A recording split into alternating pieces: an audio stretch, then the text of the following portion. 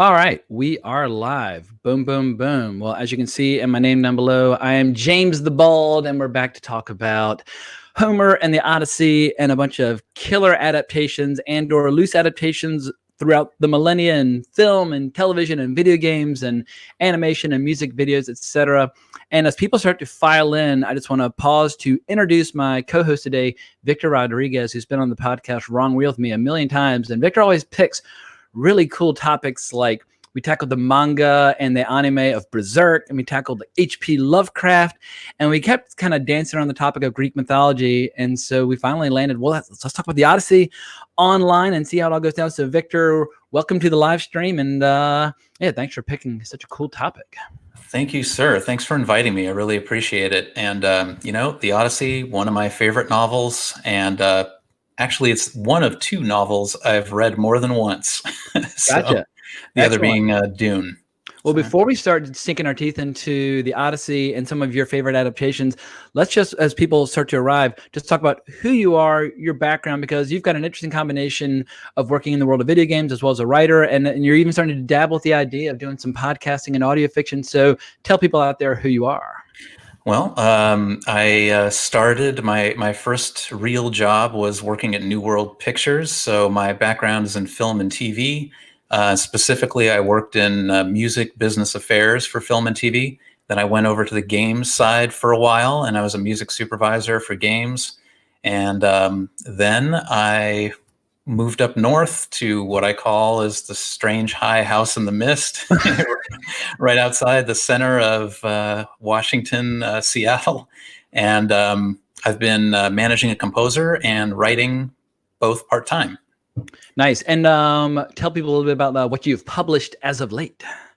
Well, I published a collection of hand-picked short stories. I've been being published in anthologies, speculative horror fiction for about the last 5 years. And I collected 12 of them. They're all themed around sound. They're all horror/noir stories. And it's called The Sound of Fear, and it's available on Amazon if anybody's interested. Very cool. Well, I'm just going to take a quick glance and see who is in the chat. So I'm seeing the mighty Moose Matson, who's been keeping us all sane with his martial arts demonstrations, as well as poetry readings and so on and so forth. And yeah, Moose, keep the videos coming. I'm actually going to be recording a podcast with Moose tomorrow night. So sadly, actually, no, we need to get Moose on YouTube so we can just do all those macho poses that he does. But I'm seeing the great Bill Scurry, who's been on several live streams here, as well as Wrong Reel a million times. Yeah. And Adam Seba, welcome back. I believe you were on the last live stream. And we got the great Fred Schaefer, a fellow writer and one of our friends from Twitter. And obviously is not getting any writing done this afternoon. So this topic today, we've got stuff we're going to talk about, and we've got stuff prepared. But once again, we welcome any and all interruptions or interjections or suggestions, because this conversation can go a million different ways, whether you're talking about characters and ideas using gaming, or the way it's been used in animation, or just strict hardcore adaptations in film, or just the different translations of the text, because obviously we're talking about a story that's 2,700 years old, where there's some disagreement over the source. There are a lot of people out there who think that Homer was just this great poet who, through the oral tradition, passed down these stories, and there are other people who consider the poems to be the result of many contributors over time. I love the name or the idea of Homer, so I probably lean more towards the former, but what matters is the text, and the text has endured for thousands of years because it's epic, it's extraordinary, it's emotional, and it still works to this day. I listened to the Robert Fagles translation as read by Ian McKellen recently, and it was like sitting down next to a fire next to Gandalf and listening to him tell you this tale of high adventure. And I mean, I almost started crying at one point. It was so emotional. He brings all that Shakespearean gravitas from the Royal Shakespeare Company. It was extraordinary. And for people who like fantasy, I think they tend to focus on basically like Tolkien or C.S. Lewis onward. It's like the last 100 years, but it's like the Greek mythology. I've been obsessed since I was a little kid. And maybe now's as good a time as any. How did you first get into Greek mythology? I mean, obviously you worked on God of War, which incorporates so many incredible ingredients from Greek mythology, but how did you first get bitten by the Greek mythology bug? Yeah, it was in junior high school. I think I was in 9th grade. I went to Harvard Westlake in North Hollywood, and they gave us the Odyssey to read, and we analyzed it chapter by chapter. and that had just the right amount of horror elements, adventure elements, and I just realized preparing for this live stream that it goes so deep. Like the roots of the Odyssey just permeate all Western literature from that point forward. You can always pick out one or two elements in any film, any TV show that link back to the Odyssey. It's just so pervasive and so important. I don't know how something so old could have predicted so many trends in literature, but they really nail it. Like they nail it all, on top of it being obviously entertainment for the time. I mean, I understand regular everyday people knew the verse of the Odyssey in ancient Greece. So it's a pretty big deal. Can you speak any of the Odyssey in the original Greek? I do know the first line, and it's Andramoi enape musa polutrapon, which is wow. Yeah. You just made the live stream there. But I mean, Greek mythology is one of the things we were talking about this before we started recording. I feel like it has barely even begun to be like tapped into in terms of its raw potential for film, television, video games. In an ideal world, if I had the power and resources of Kevin Feige, I would produce like a 10-movie saga, starting with the battle or the clash between Zeus and his siblings and their parents. And then I would take it through all the great heroes and all the great sagas, Jason and the Argonauts, Theseus, Perseus, Heracles, etc. And then I would end with the Iliad and the Odyssey, and you'd have like the perfect beginning and ending of this enormous, giant, sprawling saga with so many great recurring characters who we see aging throughout, who kind of pop in and out, like Jason and the Argonauts. Suddenly, Heracles is there. And also, I should say in advance, I'm a bit of a nerd where I prefer the Greek names over the Roman names. So while Hercules is the way everybody knows them, if you're going by the strict Greek names, trying to stay consistent, you say Heracles, Odysseus, Zeus, etc. But one of the adaptations we'll be talking about today is pure Roman because it was an Italian movie. So when we talk about Ulysses from 1954, we'll switch gears and start using the Roman names. But sometimes that can be a little inconsistent, unless you're talking about Apollo, because he's Apollo in both. So he keeps it nice and simple. Oh, hello to Alexandria from Film and Vinyl. And we've also got Nabil Tarantino, hell yeah, from Twitter. I talk to him all the time.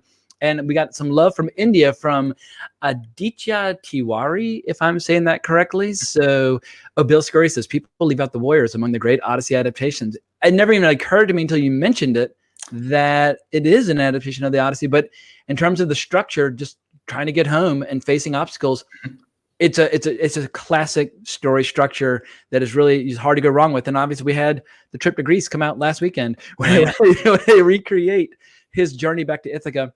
Totally. So, yeah. Before we get into your experiences on God of War, as well as some of our adaptations, just, I guess, quick broad strokes. What's your favorite part about the story of the Odyssey? Because obviously people can devote their entire careers, academic careers, to breaking it down, dissecting it, discussing it, analyzing it. But just from a pure emotional, like fantasy perspective, what is it about the Odyssey that really grabs you? Well, I think the recurring theme in all the adaptations that we'll talk about is that it's about storytelling itself. And being a writer, obviously storytelling, and a guy who appreciates movies and TV. I mean, storytelling is so important to me. It's the way I rate my quality of life is like what kind of storytelling I'm giving and receiving. So the ancient Greeks were really into storytelling. Like they valued it super high. So that's one of the reasons these stories endure, because they wrote them down. The Odyssey, you have these moments where someone will just sit down and tell a lengthy story, and it'll go on and on and on. Like Odysseus says it several times, where he's just telling people stories, or Telemachus is going to see people who are also telling him stories. So yeah, so much about this is just about the oral tradition. So yeah, the one of the things that's really cool is by the time the Greeks started telling the Odyssey as a national anthem, sort of. Their storytelling techniques were already pretty sophisticated. So they start in media res, in the middle of the action, and it starts out with him telling a story about what he did, and then they use like constricting time and loosening time to make the exciting parts more exciting and the intense parts more intense, and it really puts you in the middle of the action. It's really advanced storytelling stuff. some of it I'm still learning from, after reading it like 10, 11 times. Like I'm still like, wow, that's really cool the way he did that. Well, it's incredible. Whether you're talking about sculpture or theater or philosophy, I mean, just the Greeks were doing it all pretty damn well 2,000, 3,000 years ago, which is just awe-inspiring that anything you want to do creatively or intellectually, they kind of have already been there and done that and done it better. And so that entire culture, that entire era casts a very long shadow.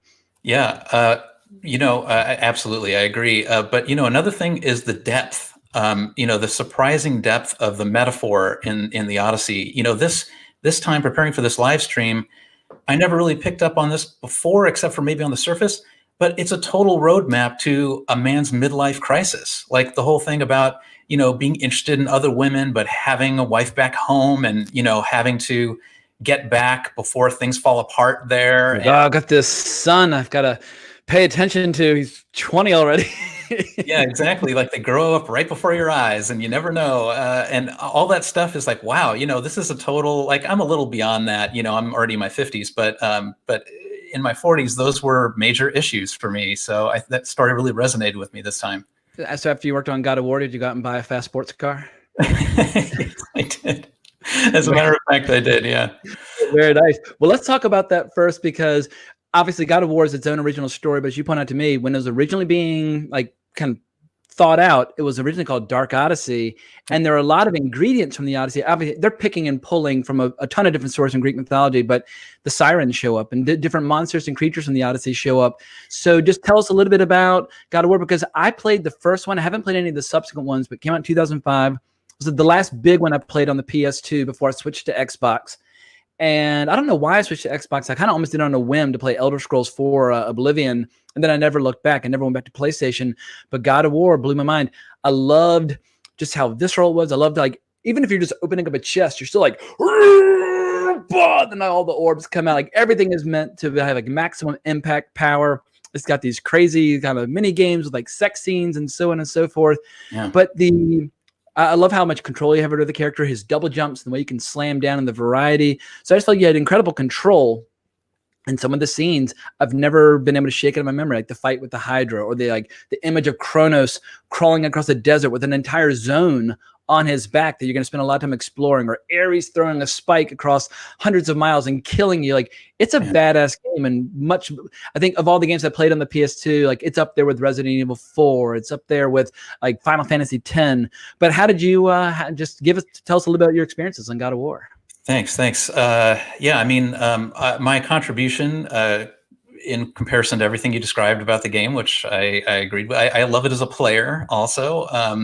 It was relatively small. I mean, I was the music supervisor on the project, but I'm very proud of the music our composers made for the game, and the demands of David Jaffe was the game's director. So it's really any cool things about the game are totally his glory. Like, he insisted on having everything the way it is. He insisted on having wall-to-wall music, fortunately for me, and the continuity of my job.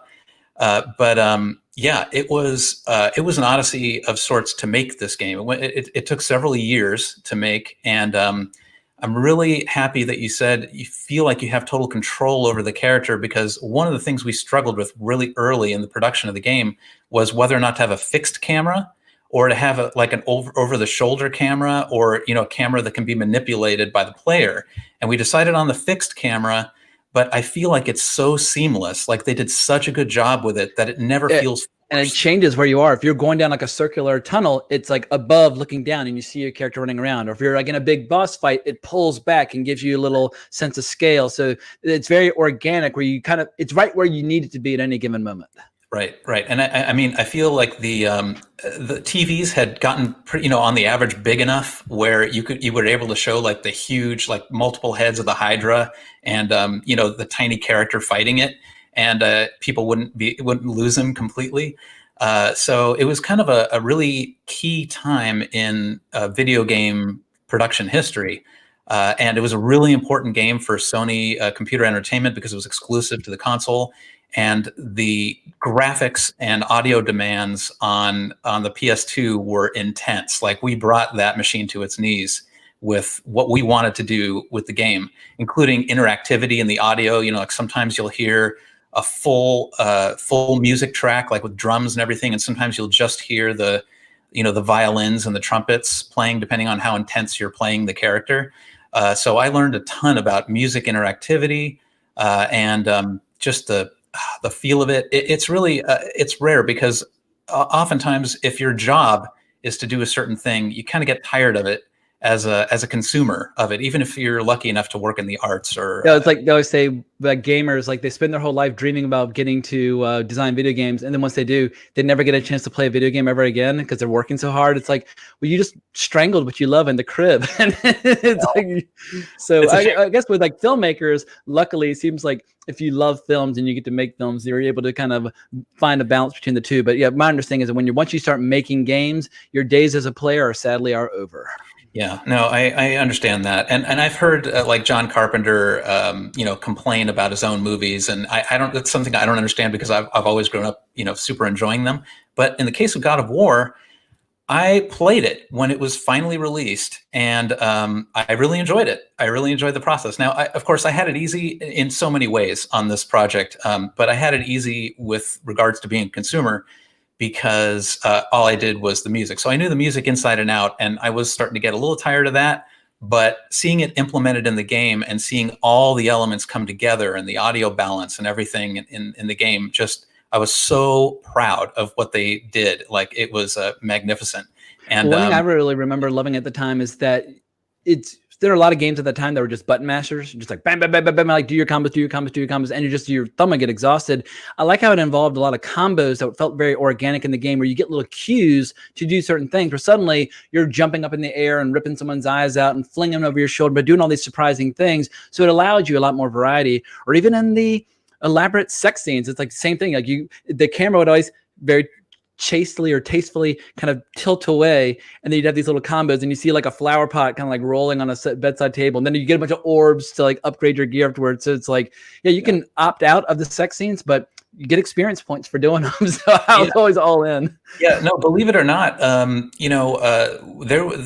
ratings board, the ESRB that rates games in North America, they threatened to give us an AO rating for the game after that first playable sex scene, because of the interactivity. And I've got to hand it to Dave Jaffe. He was like, fuck them. Like, if they're going to give us an AO, they'll give us an AO. So I'm sure so many corporate freaked out when he took that stand. But at that point, they were all in. Like, it cost millions of dollars to make this game, so they had everybody to go always wants the game to be perfect for their style. Like with like the Dark Souls franchise, everyone's like, oh, you need to make it easier so that I can play it. And what makes people love Dark Souls so much is that it's very true to what it's trying to achieve. And I've like God of War, same thing. It's very pure in terms of what it's trying to achieve. You can like it or dislike it, but for people that it speaks to, it really speaks to in a really intense, profound way, where they love everything about it, just from the overall atmosphere. I actually bought it like sight unseen, because of I was reading tons of comics at the time, and just had a killer ad. Like back then, comics still had tons of ads, and it just had this incredibly macho painting of Kratos in this badass pose. Like, that's the coolest motherfucker I've ever seen. I'm going to play this game, and it totally paid off. Yeah. The design team worked really hard on Kratos, getting it right. And I remember they brought it around to absolutely everybody in the studio and was like, what do you like about this? What do you don't like about it? Finding the name was another struggle that took like a couple of months. But he's pale because he's covered by the ashes of his murdered family. Like, that alone, I was like, all right, this is metal. This is really hardcore. It is. As a matter of fact, one of our style guides for the game was the movie Heavy Metal from 80 or 81. Jackie loved that movie. That, Raiders of the Lost Ark, and Dungeons and Dragons, and obviously the Odyssey. It was a fantastic experience working on it, and I had the luck of being the one guy at the Santa Monica studio where the game was made who reported to corporate. So Jaffe actually wasn't my boss. So when he flipped out about the music not being perfect, I didn't really sweat it out. I was just like, oh, don't worry, we'll get it right, because I knew he couldn't fire me. Unlike everybody else at the studio who's always sweating bullets. Like when Jaffe came to their station and was like, okay, how's this going? Like, how's the boss fight going? It was like, it was really intense. The rap party for that game was crazy. Everybody flipped out, drank too much and busted loose. It's one of my proudest moments in game. I feel like we really set the bar for video game soundtracks at the time. And it's a beloved franchise. I mean, people keep talking about turning it into a film, and I know that it's like there've been like different directors attached, different directors expressing interest, different screenplays available. And if they're going to do it, I mean, you got to basically make like an X-rated action flick and just go all in, because if you tap the brakes on the Kratos experience, well, the diehard fans who, I mean, these games sold millions. Like, there's obviously a built-in fan base. But real quick, I want to say hello to some folks in the chat. We got Eleanor Tonorelli, if I'm saying that correctly, which is another fan of the Warriors. At some point, I'm going to have to do just a podcast or an episode about the Warriors. Bill Scurry pointing out that the Baseball Furies are the Cyclops and the Lizzies are the Sirens. I like the sound of all that. We got Amanda, a.k.a. WMS Liberty, has been on the podcast a million times. She says the third one on PS3 is my favorite. The recent one on PS4 is also excellent. Yeah, I watched, because I'm a dirty old man, I watched a compilation of all the various erotic scenes from all the games, and they got increasingly more elaborate and sophisticated. There's a scene where you're making love to like Aphrodite while her handmaidens are watching. I was like, this is like porn. Like, no getting around it. It was really intense. Yeah. I'm saying hello to Barry, a Barrel Raider, The Simpsons Odyssey, yet another adaptation. And Arca Verity, very cool. Another friend from Twitter. I planned on working at home today. Hope everyone's doing well. Arca, we're doing very, very well. And yeah, glad to give people a little distraction from the chaos of current events. And it's one of those things where during very intense times, I feel like sometimes a little conversation about video games, movies, and Greek mythology is precisely what some folks need. But Scary say Jedi Fallen Order took its cues from Dark Souls. I played Fallen Order for a while, and Dark Souls, everybody's trying to always like recreate that experience of Dark Souls, and I haven't found a game yet that does it in terms of the way it makes you feel while you're playing it. Like, different games have different emotions that you experience, and Dark Souls is a strange thing where you feel so badass, but so kind of haunted and depressed while you're playing it as well. In terms of tone and style, I think that trilogy stands alone, but hopefully Elden Ring will help recreate that. Yeah. But in any event, so are you playing any games now, or is it more just like you're focusing on your writing and so on and so forth? Yeah, no, I haven't been playing any games lately, although I'm all fired up to play the latest Doom game. I ordered it. I think it's on its way, but I haven't cracked it open yet. But one thing I really loved about God of War is the payoffs. Like, the emotional payoffs are constant and immediate in that game. Like, the way he destroys his enemies is really visceral and intense. Like, when you finish him off by basically getting like the full amount on him, and just going shook, shook, shook, shook, and kind of stabbing him on the ground. Like, early on, like, yes, that guy's dead. Moving on to the next target. Yeah, it's really, it never gets tiring, even though it's like the same moves, sometimes. But it's such a great job of making it feel intense. That was definitely by intention, by design. So what is your favorite ingredient from the Odyssey that appears in the God of War franchise?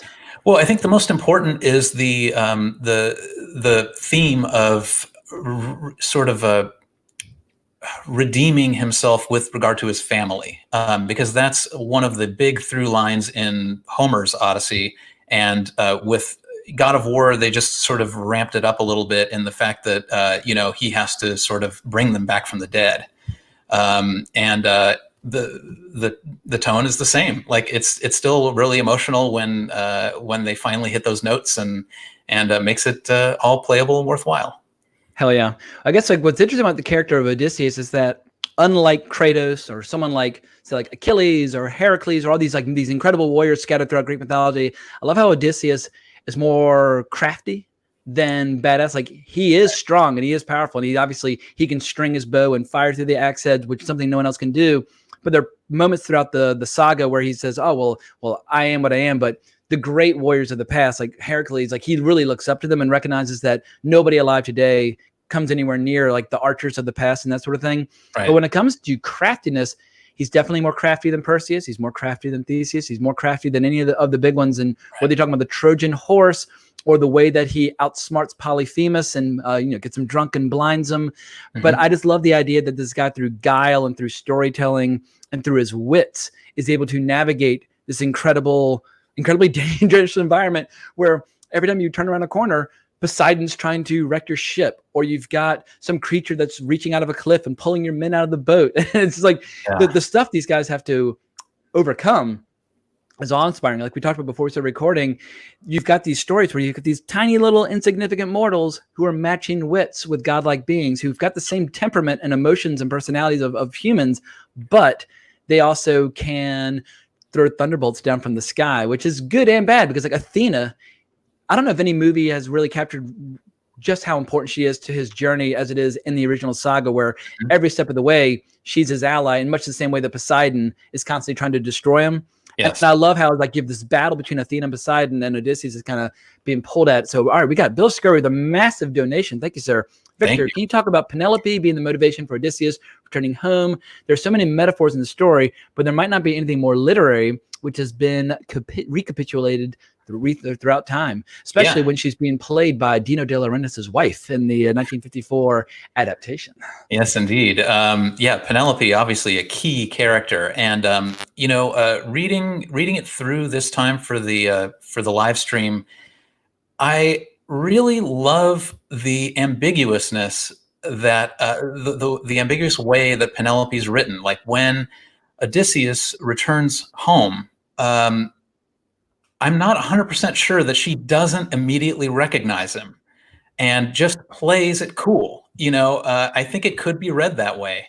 But further to what you were just saying too, as far as I know, I mean, correct me if I'm wrong, but Odysseus was the first crafty hero. Like, before then it was all about brute strength, humans that were as close to gods as possible in strength. But the reason Athena loves Odysseus and his son Telemachus so much is because he's smart, he's crafty, he defeats people with guile rather than brute strength. But Penelope is sort of the flip side of Odysseus's coin. I mean, she is super crafty too. The way she keeps the suitors at bay for 10 years. Like I think they're guests there for around 10 years. And the way she arranges the games, and I think the way that she kind of keeps it cards close to her chest when Odysseus shows up in disguise. Yeah, and it's almost like she's not quite sure if she's like excited to see him initially, because after he basically murdered, because people forget that the suitors are basically all their neighbors. It's everybody from the surrounding area, and Odysseus' return and the subsequent massacre is basically on the verge of creating like a civil war in Ithaca, and the gods basically have to step in. They send in Athena to basically play the role of peacemaker. In the role, I guess, does she appear as Nestor or as mentor? But she's disguised, but she basically is like a peace broker between all the various factions. Because as a kid, when I first read it when I was 15, I was like, why didn't she just poison everybody and be done with it? Because all their friends and family members are her. It's like people from her own kingdom. So that's not an easy solution. But I love how Anthony Quinn, he's such a stud and he's such a great romantic lead. He actually, I think, plays a pretty good suitor in the 1954 adaptation, where you get like, all right, well, Odysseus better hurry up and get on home, because he's got Anthony Quinn competing for her affection. And if he's in pure like La Strada kind of Zampano mode, strong, tall, powerful. And this is when Anthony Quinn was as glamorous as he ever was. Right. Yeah. No, he's great in the movie. They actually don't bring him in till a bit later in the movie. So it differs from Homer's Odyssey, the book, in that way, and that Antinous is sort of there from the beginning, and he's sort of the most brutish of the suitors in the book. But they present him more crafty in kind of like Odysseus's evil double. Absolutely.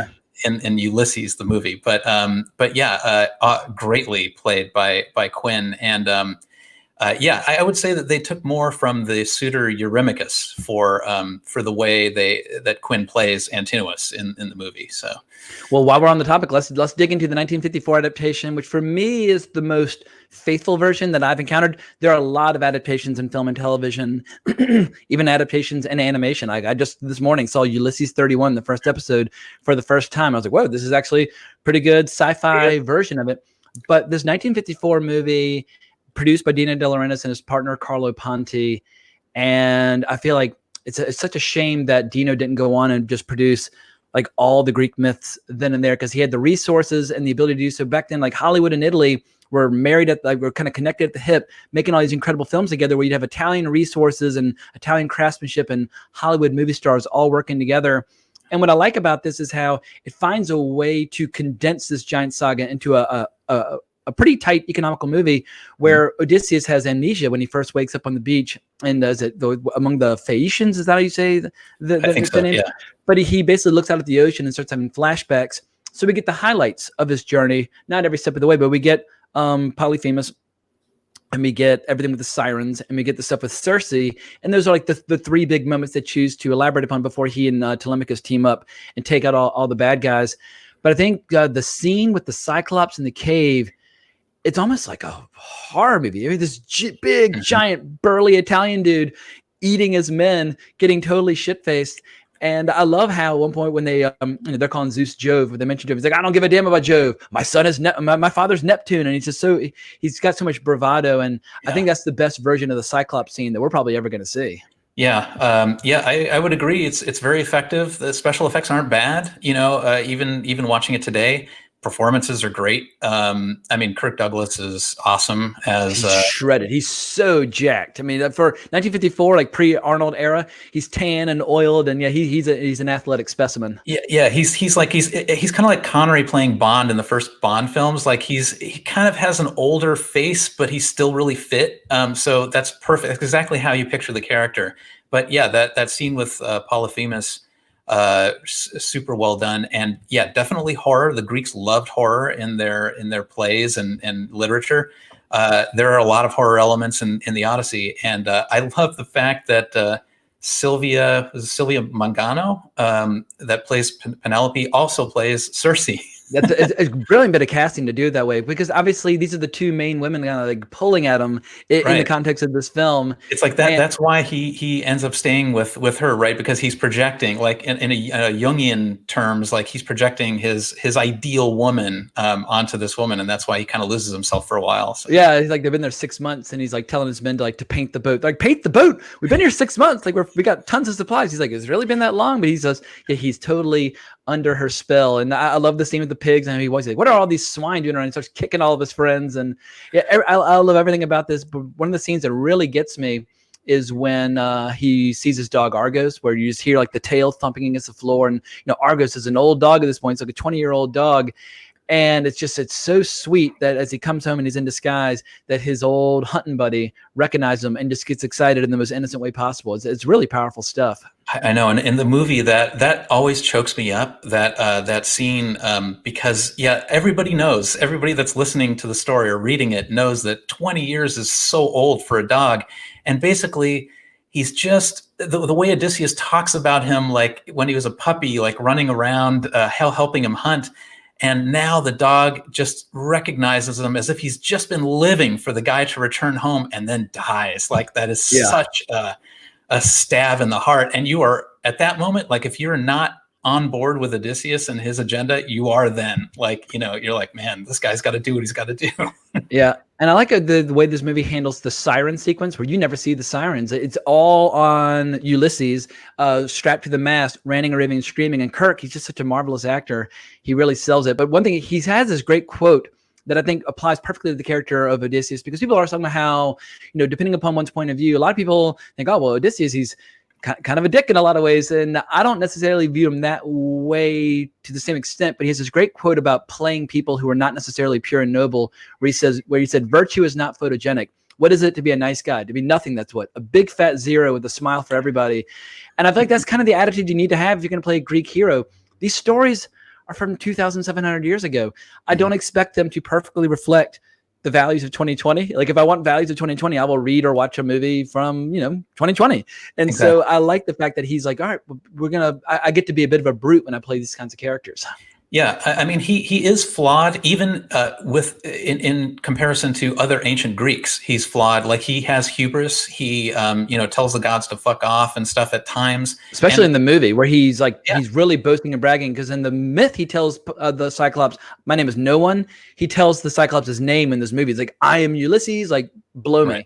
Right. And yeah, I mean, and I think that's a great way to show character development is like by the time he lands back on Ithaca in disguise, he is on his knees before Athena. Like he's like, thank you for helping me. You know, he's come to appreciate the fickle help that the gods give mortals. But yeah, I think that it's very important to keep in mind that in ancient Greece there were different values than we have today. I mean, obviously their economy is based on piracy quite a bit. They had slaves. That was part of their lifestyle, and nobody thought that was wrong. You know, we know differently now, obviously, but yeah, I think that you have to keep it in mind in context. You know, and another really important theme in the Odyssey is one of hospitality. That was a big thing with the Greeks. Like, you know, despite the fact that it was an ancient civilization, they were always very courteous to. There's a code of conduct, and that's what he tells the Cyclops. And he's like, "I don't give a damn about the rules of hospitality." He's like, "Neptune's my father," and he's like, "I'm gonna eat all of it." That's just he's breaking the rules of hospitality, and he gets what's coming to him. Big old spike in the eye. Yep. Yeah, that is a rough one, and yeah, you can kind of tell like when people are rude, the suitors being you know, abusing the fact that they're guests in Odysseus' house with Penelope, like those are all times where you know the ancient Greeks would probably be like, ooh, you shouldn't have done that. Like it's like leaving a hat on the bed or walking under a ladder. You're tempting fate to wreak havoc. But man, when Odysseus finally unveils himself, when he strings the bow and fires the arrow, what I'd forgotten until I was listening to the Robert Fagel's translation read by Ian McKellen is that Zeus cracks a thunderbolt right at the moment where he finishes stringing the bow, and I was like, "Wow, that's a great dramatic moment." And then in the 1954 film, same thing. Kirk Douglas strings the bow, you hear the thunder, he fires the arrow, you hear it again, and I just love that bit where like Zeus is basically stepping in and saying, "All right, he's home now. Payback's a bitch. Everybody prepare to be slaughtered."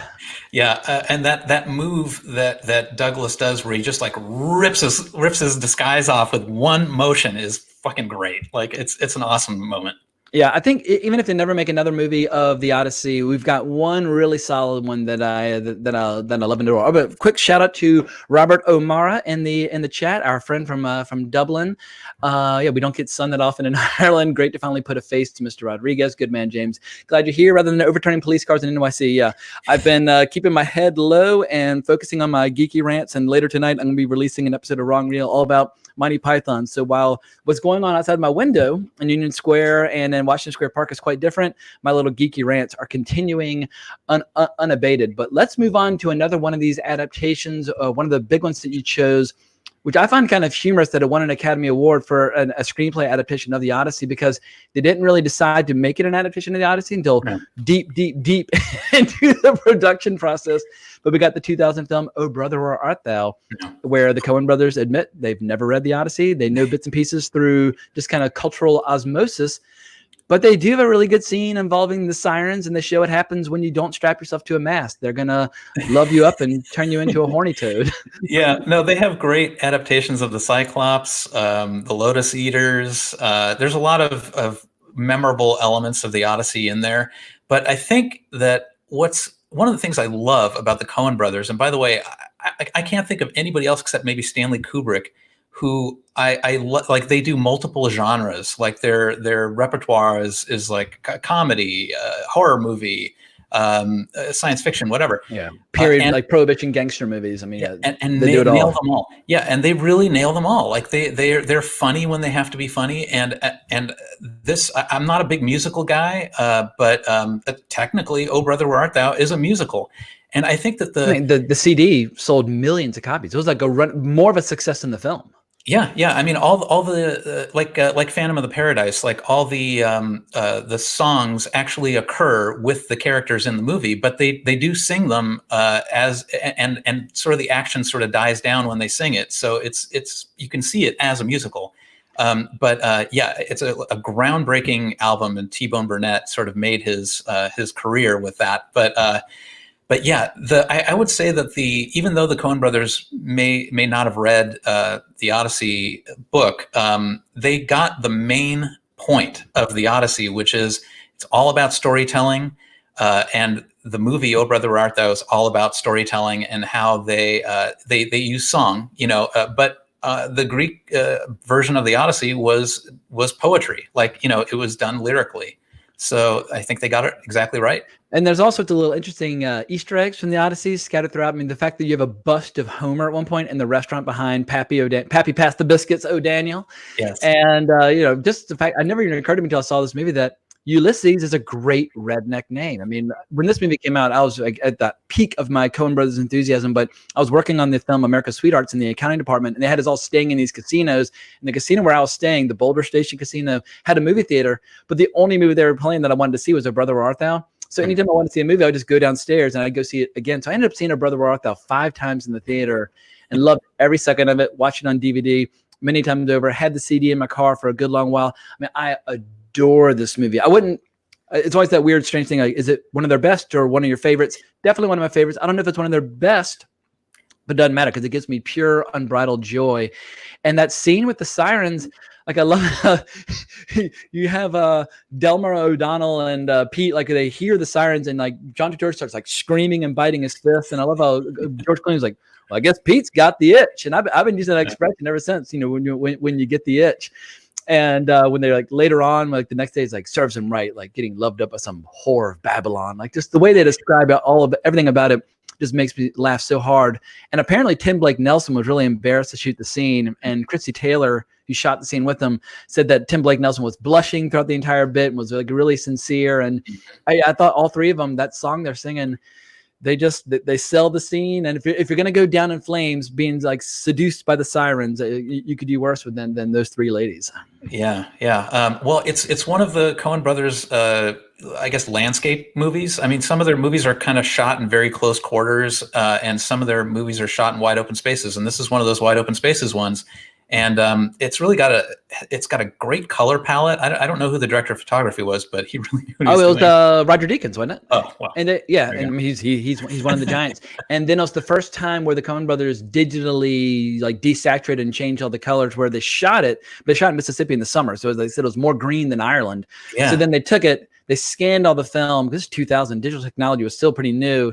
They made everything look dry like the Dust Bowl, and then they like scanned it back onto film. It was a pretty elaborate process to get that look, but they wanted it to look dry and dusty, not like Mississippi looks in the summer, where it's like it's very lush and very vibrant. Yeah, and there's almost no red in the movie until they get to the KKK part, where it's all red. Like I think that device is awesome. And I was reading that a lot of the extras who were in that scene where they were part of some military formation troop, and apparently a lot of the actors were black, and they were like, yeah, this is kind of a strange thing to be doing. They're doing this big musical dance number of the KKK. But yeah, John totally blanking. What's the name of the actor who plays the Cyclops, who beats the crap out of them?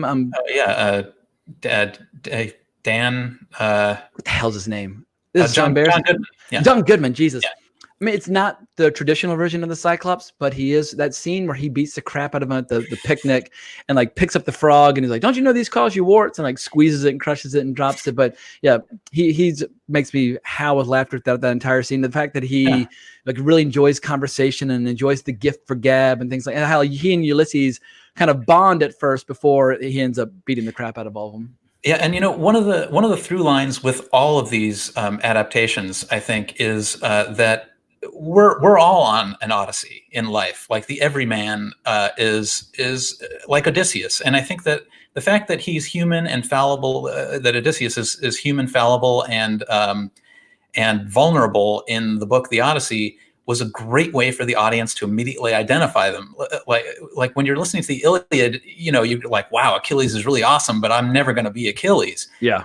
The Odyssey, you can kind of say, when I go off to sea and I come back home, like that's kind of my Odyssey. And I think that the Coen brothers captured that idea perfectly with these jailbreakers and how they're basically, regular dudes, but they're in such a whirlwind of chaos that they approach the world differently and somewhat magically. Magical realism is the way I kept hearing people describe that movie. But you're right though. The movie's all about him getting back to his wife and his 6 daughters, or as he's in that scene, you hear the little girl go, 7, Daddy. But he has, as he says in the movie, I have spread my seed, and that's another line that I've been using for the last 20 years. Like it's funny how you forget sometimes where little turns of phrase that you use and abuse come from certain movies. But yeah, Oh Brother Where Art Thou, I use little key moments from that over and over again. Oh, Aaron Boyd just mentioned the hair gel, the pomade.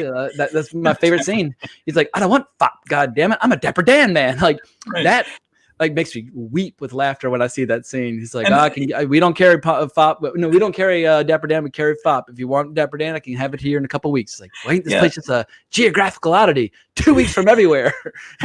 Right. I love that. That's an archetype for the Coen brothers, right? Like the curmudgeonly general store owner. Like that guy keeps popping up and stuff. And my favorite version of that was in Raising Arizona, where they hold the guy up, and one of the criminals is like, hey, do these balloons blow up into funny shapes at all? And he's like, nope, less round is funny. Less round is funny. Oh man, it's funny. These guys, they're from like, I think they grew up near Detroit, but they do hick dialogue better than any directors alive today. Whether you're talking about Raising Arizona or There'll Be Blood or Oh Brother Where Art Thou, there's a musicality to the way they do these hayseed movies. And they said, like, I think they said it's the Citizen Kane of hayseed movies. And it's funny how sometimes it takes somebody from outside of a culture looking in to get what works about it, but the music's just delightful. And hearing Tim Blake Nelson sing In the Jailhouse Now, he's one of the only people that actually sang his own stuff, because apparently George Clooney was kind of tone deaf and couldn't really pull it off, and John Turturro wasn't particularly good at singing either. But Tim Blake Nelson grew up in Oklahoma and knows this culture, and we see him again in that Ballad of Buster Scruggs, singing all those incredible songs at the beginning. Like, Tim Blake Nelson has a marvelous kind of country singing voice. Yeah, no, it's awesome. This album, in a lot of ways, was my introduction to bluegrass and folk from America, and it's a landmark album. And man, T-Bone Burnett really brought that to the forefront of the musical zeitgeist at the time, and fantastic choices. Great, he just got great musicians. The guy who actually sings "Man of Constant Sorrow" for Clooney was in the Gillian Welch's band, and I started looking into roots rock and doing a lot of research into the history of music because of this movie. So yeah, home run. Well, as I was doing my research on it, I saw this great anecdote from on IMDb where they said, according to Joel Cohen, there's a snake catcher on set, obviously deep south in the summer, plenty of snakes. And he said, we hired this guy and he came to set with a golf club. And what he would do is he would look around for snakes. If he saw one, he would rope it with the golf club and put it in his bag. I asked him what you call somebody with this profession. And he said, an idiot. That sums up kind of the tone and atmosphere of both the set and the movie perfectly. Yeah. Well, another through line in Oh Brother Where Art Thou that I think is also applicable to the Odyssey is the real treasure is your family, your loved ones. And the line that I pulled from Oh Brother Where Art Thou is a little less classy than the ones you pulled. Is I'm the goddamn paterfamilias. That's so what I good. use. Yeah, my wife and I don't have kids, but we have a cat, and I do use that line to refer to her. Oh, Fred just brought up a great line. He says, well, I'll be a son of a bitch. Delmar's been saved. I mean, that scene is so incredible as well. That movie's got one brilliant scene after another. I definitely think it ranks amongst their most memorable films from any period, from the 80s up through the present day. And I need to do just a proper like top 10 Coen Brothers video on this channel, because they've got, I think, like 18 or 20 movies. Well, let's switch gears and kind of start opening this conversation up to any and all random honorable mentions, because when I started posting about this, we got a lot of suggestions to discuss that movies that I'd never even heard of or shows that I'd never even heard of. And do you have any versions that you want to give a shout out to now that we're kind of getting toward the latter part of this episode? Sure. This one's a little unorthodox, but the song "More News from Nowhere" by Nick Cave and the Bad Seeds is there's a lot of callbacks to the Odyssey, and the music video shows Cave sort of singing in this strip club that is also sort of a metaphor for the sirens, and sort of being able to look but don't touch. And a lot of the lines, I also felt that through line of everybody is Odysseus in this, like even sort of a rock star singing in a sleazy club, like that it's that adventure still applies to him because he's singing his heart out. But anyway, that's one of my favorite little known ones. Gotcha. I understand a comment from Bill Scurry says Tim Blake Nelson was a classics major from Juilliard. Yeah, I read that he was the only person I think on the set who'd actually read the Odyssey. But once again, I'm all for the Coen brothers winning an Oscar for that movie. The fact that they won Best Adapted Screenplay, I still think is bizarre because it's not an adaptation. They put a little line at the beginning. They use the Cyclops, they use the Sirens, and they use the name Ulysses. But it's not an adaptation. Yeah. But somehow it became this like great like cosmic joke that it still managed to win an Oscar all the same. It's one of those things where I'm not like outraged about it. I'm just kind of amused by it, but it's just a strange thing that it could be in that category. When very clearly they're pulling from like Wizard of Oz and a bunch of other short stories, pulling from a million different sources to create an original work. Mm-hmm. But they won Best Adapted Screenplays, so I guess the joke is on us. I guess the names and the fact that they use that line at the beginning and the general framing of it qualifies. I don't know. So a lot of times I don't understand the Academy. So there you go. I don't understand them either. Oh, so we got I'm getting an option for a super sticker. Kenneth Cunningham, $5, much obliged. Oh, check it out his image. What is that? Globe Triple X whiskey? I don't think I've ever sampled that. I do enjoy whiskey. I lean more towards Scotch over bourbon, but I like your style. And thanks for the gift. It's very generous. And also during the time of just economic chaos, any and all gifts on the channel are deeply, greatly appreciated, and it all goes back into the podcast and in the channel in terms of paying the bills on that front. So many thanks. Yeah. Well, also when it comes to some of these suggestions that people were throwing out there, one that I really want to see is The Return of Ringo from 1965. It's a spaghetti Western. I've not seen it, and apparently it's a pretty faithful adaptation just in a Western context, which sounds awesome. And another movie that another movie you recommended, which I have seen, which I love, is the Monty Hellman film from 1974, Cockfighter. So lay it on me. I never even thought of it as an Odyssey adaptation until you mentioned it that way. Yeah, also takes place in the Deep South. And those of you that are into animal rights might not want to watch this movie because it does show actual cockfighting, although it's not super bloody like Cannibal Holocaust or anything, but it does show cocks ripping. I mean, it's a movie about the sport of cockfighting. So yeah, it's like it'd be like if somebody makes a movie about like people who do dogfights, like Amaris Paris. Amaris Paris is a rough movie, and they show dogfights. So right, yes, exactly. And what I love about this movie, I mean, first of all, it's produced by Roger Corman. It's a Monty Hellman movie. Warren Oates plays the main guy, and he takes a vow of silence very early in the movie because he loses this key fight. And I have never seen somebody perform that well without saying a word for the entire movie. And you totally understand how he's feeling at all times. And it's all about him sort of building himself up again so he can compete in this ultimate battle at the end again. And it's a great movie. Very few people have seen it, so I highly recommend everybody track it down. Yeah, I mean, if you're talking about Monty Hellman, Two-Lane Blacktop, Cockfighter, Ride the Whirlwind, The Shooting. I mean, he's got a couple. I've never seen Iguana. I hear Iguana's pretty cool. I've seen it. Yeah, but I like Monty Hellman quite a bit. And also, he was one of the producers on Reservoir Dogs. He's an interesting figure who's kind of off on the fringes of Hollywood, but managed to work with a lot of really cool directors. And I love how when he and Jack Nicholson made Ride the Whirlwind and The Shooting, they went off into the desert with permission to make one movie, but they decided just to make two. Because why not? Like, you're out in the desert. But quick shout out to Mukbang Reviews, who I definitely need to subscribe to. Thanks for broadcasting during these tumultuous times. I love your shows and guests. So lots of love to Victor. I love my guests as well. I always love recording with Victor Rodriguez. He's a ton of fun to talk to.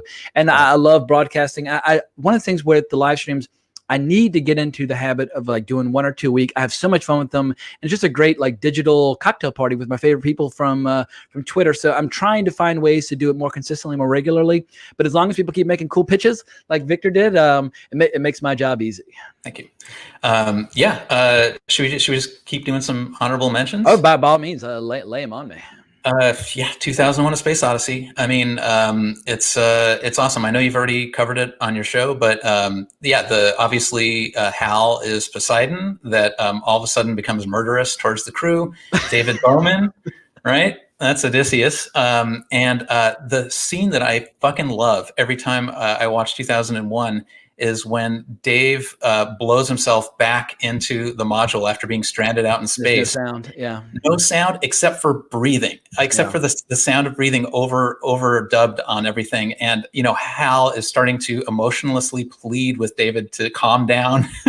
And he's just breathing and marching forward. And God, the last time I saw that, it's just like, the reason he puts Kubrick puts the breathing sound so prominently in that is because he's like, guess what, motherfucker, I'm breathing now. Like, you can't stop me now. And it's just a great scene. Yeah, it's a monumental movie, and I think it's when it comes to any kind of genre, any kind of filmmaking, you have to eventually reckon with 2001. And I know some people say, oh my God, it's so slow, but it's like, all right, well then just watch it on a bigger screen, because you watch it on a bigger screen and perhaps take some mind altering substances, which are illegal in some states now, you're going to have quite a different experience. And I think it's one of those great movies where it's one of the movies that justifies cinema as an art form. It's like, this is what movies are all about, just pure raw visual storytelling. And it's one of the great benchmarks of movie history, without a doubt. Yeah, I think Kubrick was wise in choosing the Odyssey, which is one of the most accessible stories ever written. It's embedded in our DNA at this point, at least in the West. And, decided to make a challenging film in every other way, but rested on that framework. So there's always an anchor. It's like the bass player in a jazz band. Like, everybody can be off doing their crazy solos and stuff. The bass keeps going. Absolutely. It's more important than the drums. It's one of the things I learned. I played saxophone from like age 11 through like 22, but everyone thinks that the drums are there to keep beat, but the percussion's there, but it's the bass is the foundation. Yeah. Interesting comment from Martin Kessler. He says, "Oh, brother, where art thou is the Odyssey, like Scarface is Macbeth." Interesting. I never even thought of Scarface that way, because I guess I love the Howard Hawks and I love the Brian De Palma, and now we've got the new one that's being written by the Coen brothers, and it's going to be directed by who's the guy who did the remake of Suspiria, and he also did A Bigger Splash and I Am Love, Guadagnino, or whatever his name is, Luca Guadagnino. In any event, when I first heard that they're going to do yet another remake of Scarface, I was like, I don't know. But as soon as I heard the Coen brothers were writing it, and the director of Suspiria, the remake, was going to be directing it, it's like, that actually might be really cool. So, and people who don't want to see that movie getting remade, well, the one that everybody loves is a remake, so everybody can just calm down. Yeah, that's true. That's true. That's a real good one. I also want to mention, actually, for those of you that might be interested in a more feminist version of the Odyssey told from Penelope's point of view, there's a book by Margaret Atwood called The Penelopiad, which follows all the action of the Odyssey, but it's all based in Ithaca from Penelope's point of view, and it's very well written. Oh, that reminds me of one of my favorite scenes from the 1954 adaptation, when one of the servants tells that Penelope has been unraveling the things she's been working on, and you see this old woman just whipping this girl, like, how dare you? And I was like, oh my God, like this is intense. But seeing the behind the scenes drama in Penelope's household was hilarious. But I think you need that kind of that raw emotional passion of the Italian film industry to really bring a story like this to life. And I don't know if Americans are willing to go there to the same degree that the Italians are. Yeah. It's tough. It's tough to. Hey, I just saw a donation from Moose there. Hell yeah, very cool, Mr. Moose Matson. If people don't know who Moose is, I love his image. He's got his Wrong Reel shirt on. Very cool. Well, Moose, you've been entertaining the hell out of us on Twitter with your poetry readings. There was one where you had the lighting just perfectly, but the voice you had, you and Victor need to collaborate on something. I feel like you could read some great like horror story, like audio fiction, and keep people deliriously entertained. But watching Moose like throwing like leg kicks on like cardboard things and throwing like spinning wheel kicks, the martial arts are great, the poetry readings are great, the performance. And today he did a reenactment of a scene from Temple of Doom where he reached through. So anyway, Moose, you've been making me laugh quite a bit over the last couple of weeks. So you've been keeping us all sane during these crazy times. So thank you so much for the donation. I greatly appreciate it. Thanks. Yeah. And I mean, obviously you can say, you can say any movie about a journey somewhere where it's deadly and the desire to return home again is based on the Odyssey. But I'd say like Cold Mountain has been referenced as an Odyssey movie, even though it's very loose. Like they don't even use the names or anything like that. It's just about a guy returning from war. And you brought up James Joyce's Ulysses, which I'm embarrassed to admit I was assigned several times in college, but I was an English major. But I read The Dead, which I loved. Yeah, but I always heard that Ulysses was challenging to read because you're constantly changing, like kind of following different characters. But I love Irish literature, so I should definitely take a crack at it. But maybe if they'd called it Odysseus instead of Ulysses, perhaps I would have been more willing to take a crack at it, because I prefer the name Odysseus over Ulysses. It's challenging. I mean, it's a doorstop of a book, and I think very few people have actually read it. I've read it, but it's challenging to read. Well, my brother worked in publishing, and he's in his late 40s, but a lot of his employees are in their early 20s, and he says all they talk about is Ulysses. Like, for them, that is like the book that has to be reckoned with if you consider yourself a legitimate fan of literary fiction. Yeah. And so whenever I hear something like that, it grabs my interest, because I realize, all right, so this is something that's kind of having massive enduring value. And when you see the youngins embracing them as old, because I feel like oftentimes young people are just like, I don't want to read anything that's old. I don't want to watch old movies. Like, they kind of disregard anything that's not from like the now. If it's having that kind of impact on people, admittedly, they work in publishing, so it's a biased sample set. But that caught my interest when I heard that all of his like interns are still talking about Ulysses like 100 years later. Yeah, it's a lot of writers love the book because it defies. It doesn't really defy structure, but it defies a lot of the tropes of storytelling that we know, and it still takes the reader to a place.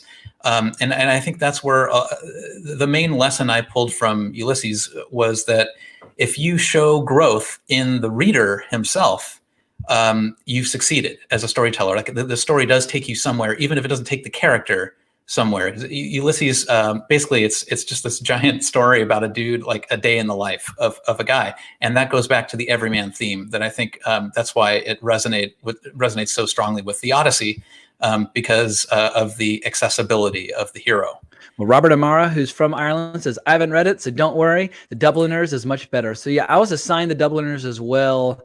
I think I pretended to read it cover to cover, but because it was a collection of short stories, I was kind of picking and choosing. But The Dead is the big one at the end, so I had to definitely do the deal. I think I even read The Dead twice, but yeah, I need to up my game when it comes to my James Joyce. But in that we are at 3:00, I want to real quickly just go through some of the comments and make sure I didn't overlook anything.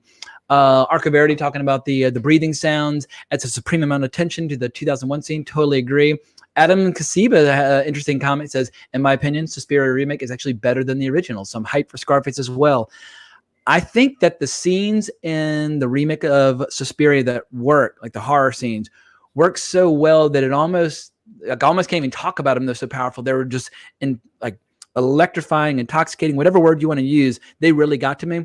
What I didn't like as much was some of the like flashback structure, and I just thought it was too long. Like the first movie was nice and tight and economical, and I feel like if you're going to bring in all these additional elements and bring in Tilda Swinton playing this other character, you really got to justify it and make it work. And I feel like everything in the actual ballet studio with the girls and the witchcraft and the torture and the eroticism and all that stuff, all was so fucking good that it made my head spin. But I think it's a movie that could have been like an hour shorter. Yeah, and if you guys listening are interested in erotic horror, I think that the new Suspiria is a success story of making a modern erotic horror movie. Yeah, I should have considered it when I did my top 10 erotic horror movie video. I totally forgot that it even existed when I was thinking I need some modern movies. So I went with Under the Skin and Antichrist. But Suspiria would have been a strong contender. Yeah, the original Suspiria or the remake, I think both qualify in that category. So yeah, look up James's essay on erotic horror. I think I've seen them all, and they're all good. They're good examples. Nice. Film and Vinyl saying, I've read Ulysses, but I still prefer Portrait of an Artist as a young man. I was such a lousy English major. I was assigned that as well. Didn't read it because all I did in college was smoke weed and watch movies. Like, we had this incredible reservoir of laser discs at the Clemens Library at UVA, and I had a laser disc player, and I would walk over there, get a stack of movies, and most people were stuck watching these little cubicles at the library with like these neon like fluorescent lights up above, and it just ruined the whole experience. And these tiny little screens. I was like, I've got a big ass TV back in my room, and I would host these screenings. And anybody taking movie classes, like, oh, well, we need to see Citizen Kane before our exam, or we need to see such and such. I'm like, all right, well, let's have a party at my place. We'd buy a bunch of beer and throw down and watch classic movies, and it was so much damn fun. So, yeah, I guess I picked up a great film history education in college, but I neglected my English major studies. You can always pick up those tomes now if you wish. And I think I would enjoy them more now as well. So every once in a while, I do try to crack open some of those old books. Well, any final thoughts on this topic? I mean, I feel like we've touched upon a bunch of different things. The goal is not to do the deep dive, like definitive, like exploration of the Odyssey, because you would need months to do the definitive deep dive. But we hope we've excited some people's curiosity about some of these texts, movies, games, etc., because it's just such a fun topic. But any final thoughts on the legacy of the Odyssey? Yeah, I would just say the one thing I forgot to say was, I mean, obviously the age of it, written in 8th century BC. This is so old.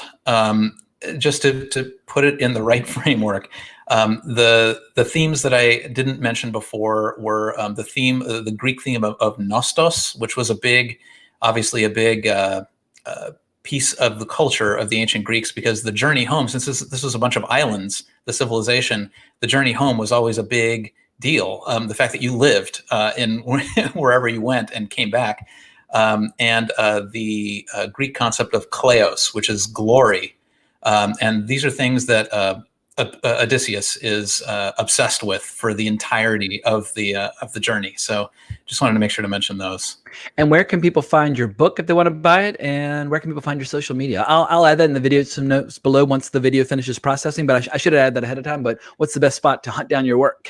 My book, The Sound of Fear, is available on Amazon. And, I've got an article coming out on June 15th in Speculative City. And it doesn't cost anything to read it. You just have to go to speculativecity.com. It's a literary magazine, and look up my article. It's going to be all about the weird, horror mixed with other genres. And I wrote an essay about John Carpenter's Prince of Darkness and Lovecraft and all that stuff. So if you're into those things, you'll probably enjoy it. Nice. June 15th. Love talking with you. You're welcome back on Wrong Reel or this live stream anytime on any topic. You pick really cool topics, and it's one of those things where like I get spoiled. I have a lot of interesting friends who are obsessed with interesting topics, and like with Wrong Reel, like I pick like 1 out of 10 of those episodes. Like usually just someone's like, hey, I want to tackle this. I'm like, that sounds incredible. I never thought of that before. Let's do it. So my thanks goes out to everybody who makes regular contributions to my 2 endeavors. I greatly appreciate it. And it's always a pleasure seeing so many familiar, friendly faces in the chat. I can't tell everybody how much I appreciate the support, but yeah, check out Wrong Reel. Check out some other videos on this channel. I'm really proud of the Christopher Nolan video that I posted a couple days ago. And I look forward to seeing y'all again on whatever the next live stream might be. So thanks again for watching. Hope you enjoyed it. Remember to subscribe, hit that notification bell, all the good stuff. Oh, John Arminio, he just popped in right as I was saying farewell. So he says, these are some ancient as hell stories, and we still find them fascinating. I concur. I co-sign that statement. In any event, as always, onwards and upwards. Thanks. Oh, ending. So, boop.